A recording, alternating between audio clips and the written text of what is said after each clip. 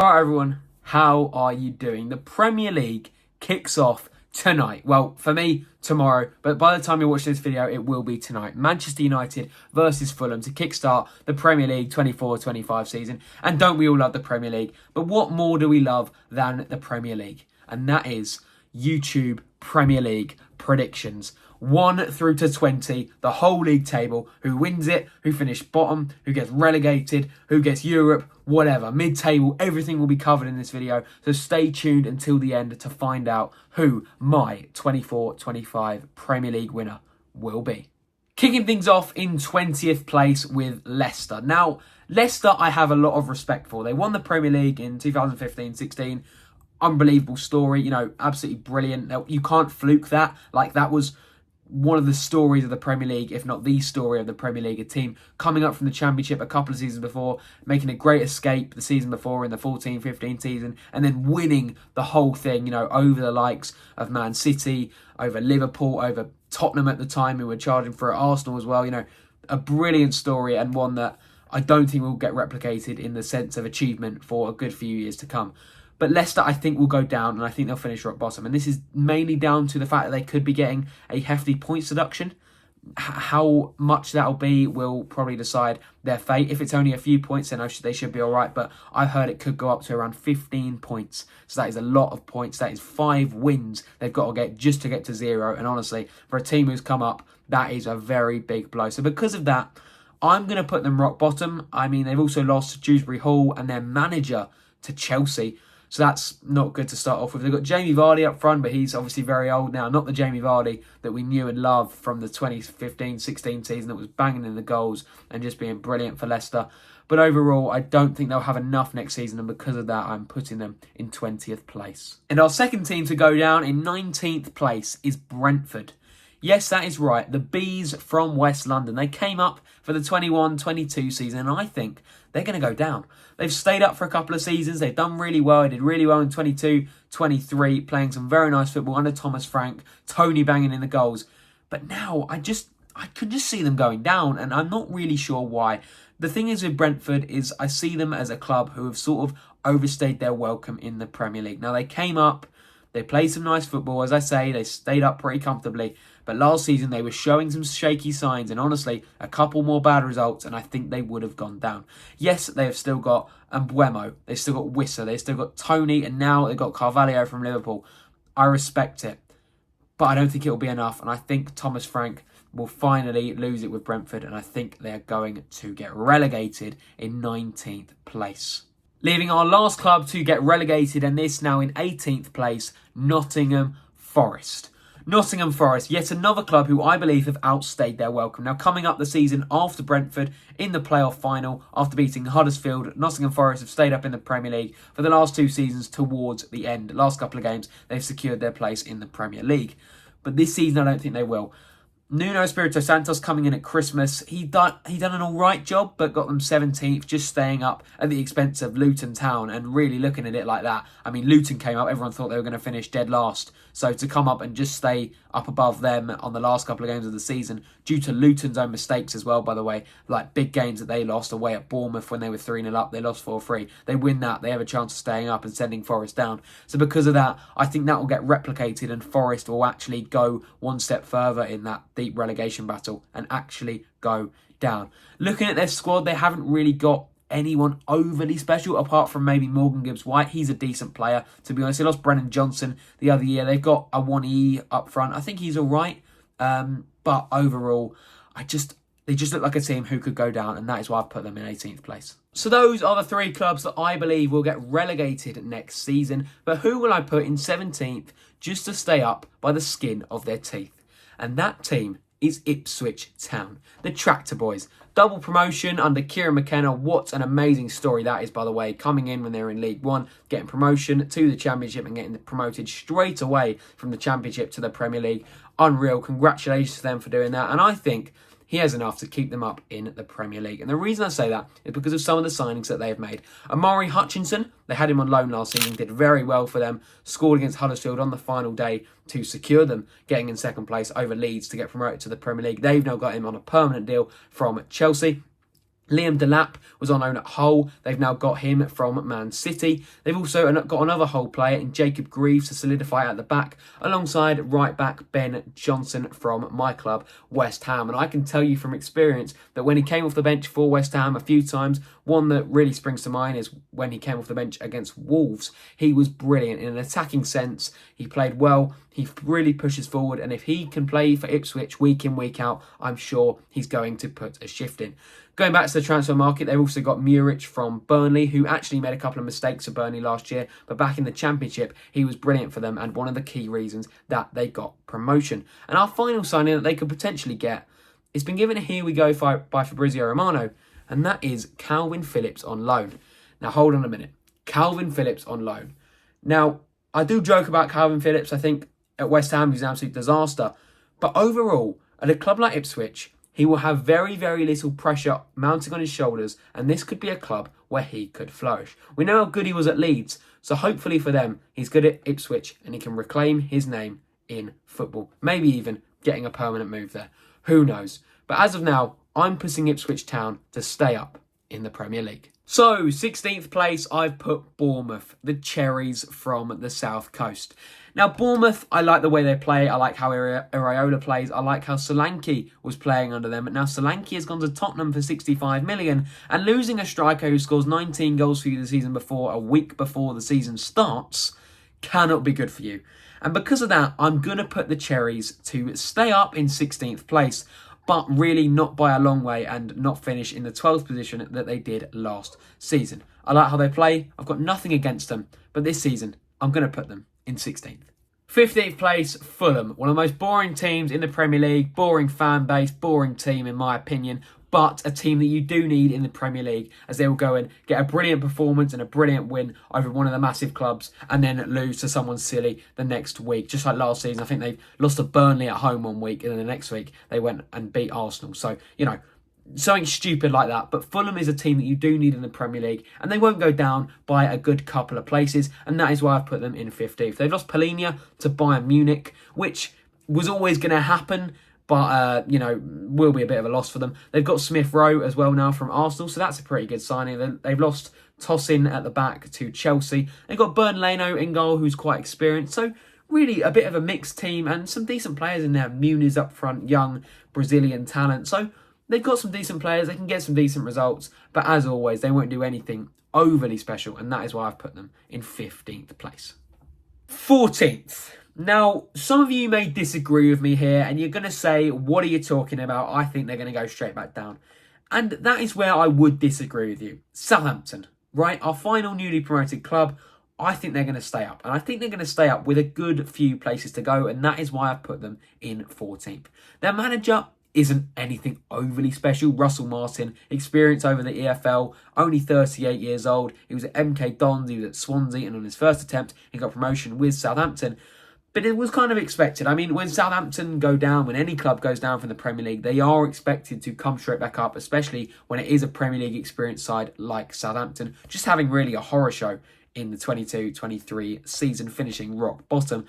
But I do think this season that they will stay up, and that is why I've put them in 14th place. Getting a new signing in Flynn Downs after having him on loan last season. I'm not trying to be biased. He played for West Ham. We, sold him to Southampton. But having him and having a few other players that they've got will help them in the long run. And because of that, I have put them to stay up in the Premier League. 13th place, the once flying high Brighton and Hove Albion. And I say the once flying high because really last season they didn't. They dropped down. They were flying like this in 22-23, and at the start of last season they were doing well, and all of a sudden they just dropped. And to be honest, in the second half of the season, finishing 11th really isn't that great. Now for Brighton, you look at it and you think, well, they did well to sort of establish themselves in the Premier League, and I totally agree. But with De Zerbi leaving at the end of last season, not getting the sack, just leaving the club, and then getting this new manager who was manager of St. Pauli in the second division of German football, getting them promotion, doing well over there, will he carry this over to the Premier League, being quite young, being 31 years old? Will he have the voice in the dressing room? Some of the senior players being actually older than him, so that can play a part on that as well. I'm not sure how it's going to go, but overall, I hope they do well, but I just can't see it, and I'm going to put Brighton in 13th place. Not to mention their business in the transfer market, and Brighton were known as a club who would buy a player and sell a player. They're a selling club, to be honest with you, and they did that with Moises Caicedo and Alexis McAllister to Chelsea and Liverpool, losing 2 of those key players to build up their midfield. That is probably why they finished 11th, and they lost another key midfielder at the end of last season in Pascal Gross to Borussia Dortmund. So, unless they can get some serious replacements, I know they got Yakuba Minter from Newcastle, and they obviously got João Pedro from Watford last season, scoring a good few goals for them. I don't know how they're going to do, and I think they'll drop off and finish 13th. Anyway, moving on. Wolves. Wolverhampton Wanderers under Gary O'Neill. I think they're going to finish 12th. And last season, they finished about 14th. All the dodgy VAR decisions, I'll admit, one of them was from West Ham. Last minute, goal disallowed. You know, I can't lie. It was a bit of a robbery. But I will say that last season, they didn't set the world alight. And even though they did get robbed, I don't think they would have deserved to finish anywhere in the top half. Under Gary O'Neill, they're decent. They play some nice football, but it's nothing too entertaining, and it's really just another simple... It's just Wolves, you know, it's Wolves. Like, what do you expect? You don't expect them to go down. You don't expect them to set the world alight. It's Wolves. And for that, I'm going to put them in 12th place. They lost Neto, who didn't play a brilliant role for them. They've still got Cunha. They've still got Wang Hee-chan up front. They lost a defender in Max Kilman, who was also captain, obviously coming to West Ham. They've still got Super, Craig, Ballon Dawson at the back. I'd love to have him back at West Ham, but Wolves have got him now. And to be honest, they have got a decent side. Jose Sarr in goal as well. And because of that, they're going to be nowhere near relegation, but at the same time, nowhere near those European spots. And that is why I've put them in 12th place. But straying away from this team will finish mid-table season after season after season, I'm going to put a team who are going to finish 11th. And that team is Everton. And now Everton have been struggling the last couple of seasons. Last season, they stayed up by quite a way in the end. But a couple of seasons ago, they stayed up on the second to last game at home to Crystal Palace. They stayed up on the final day against Bournemouth. You know, they stayed up with only a couple of games to go. And because of that, they were really looked as a team who, after a couple of seasons, would eventually go down.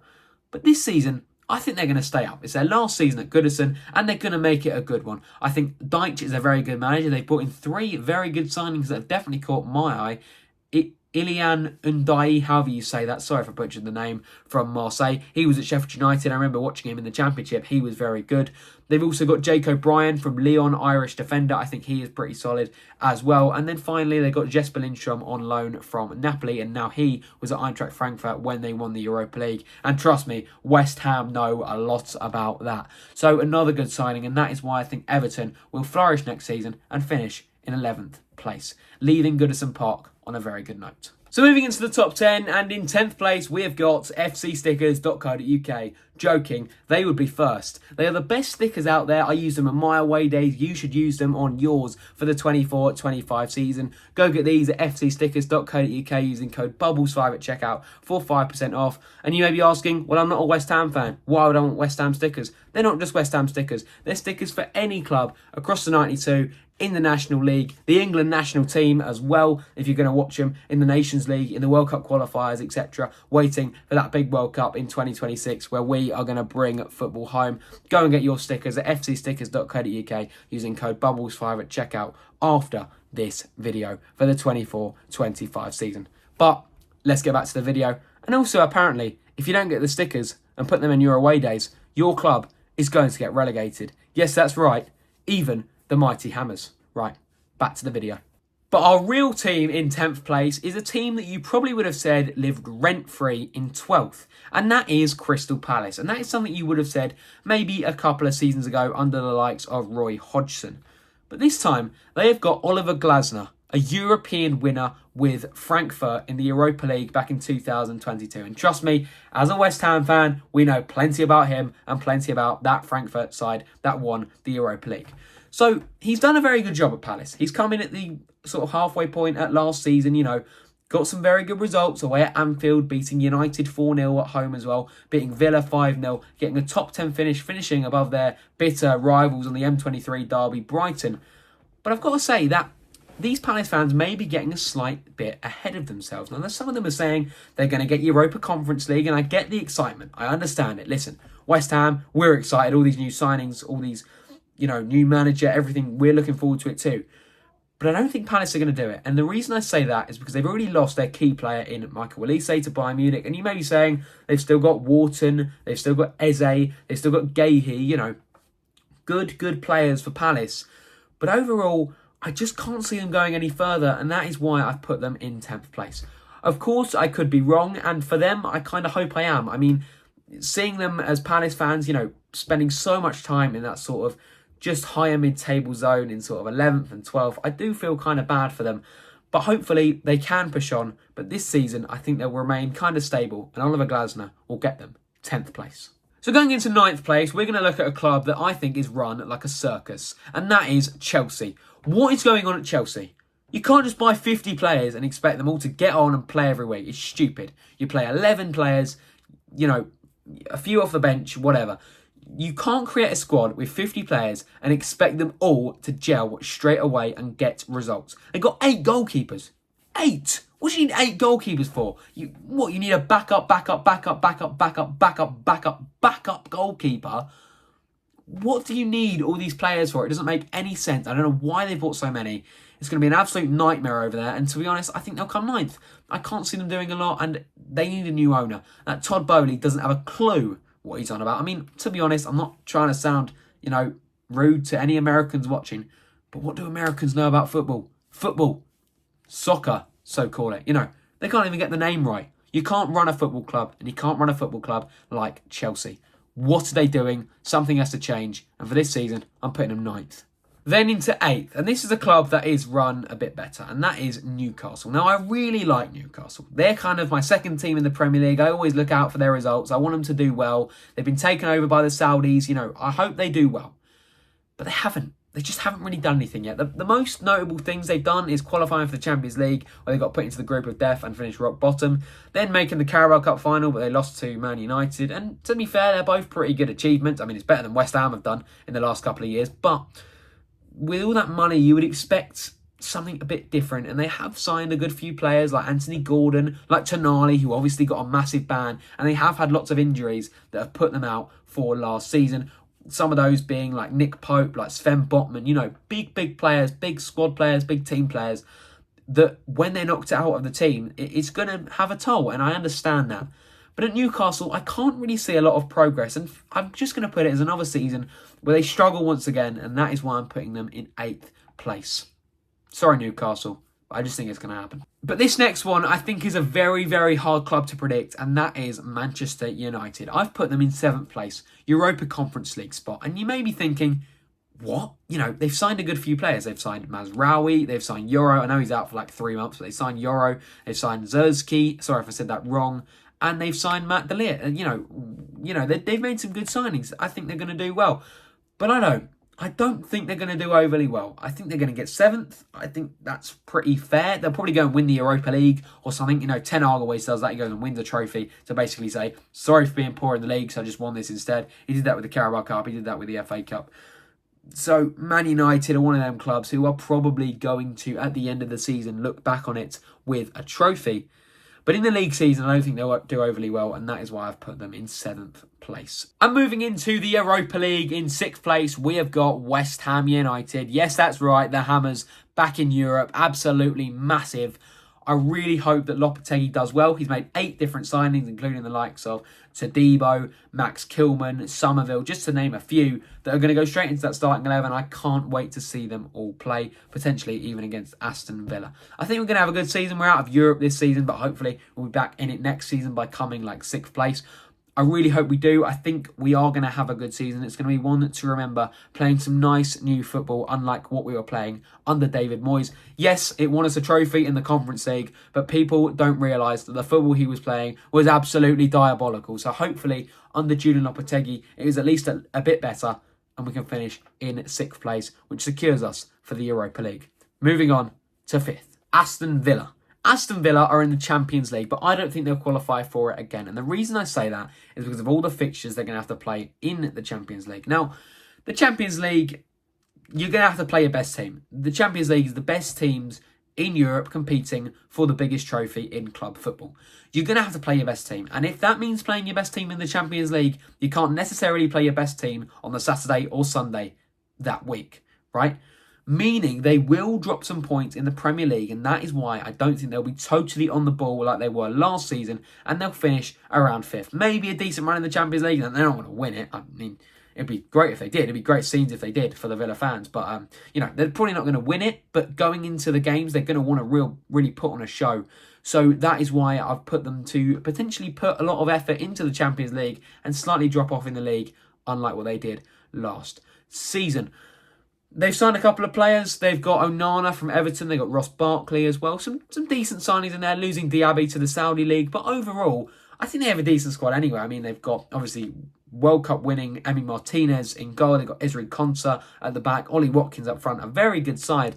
And I hope they do well. But this time, I'm going to put them in 5th place. Europa League. So moving into the Champions League spots. And number 4, we are going to go with Manchester City.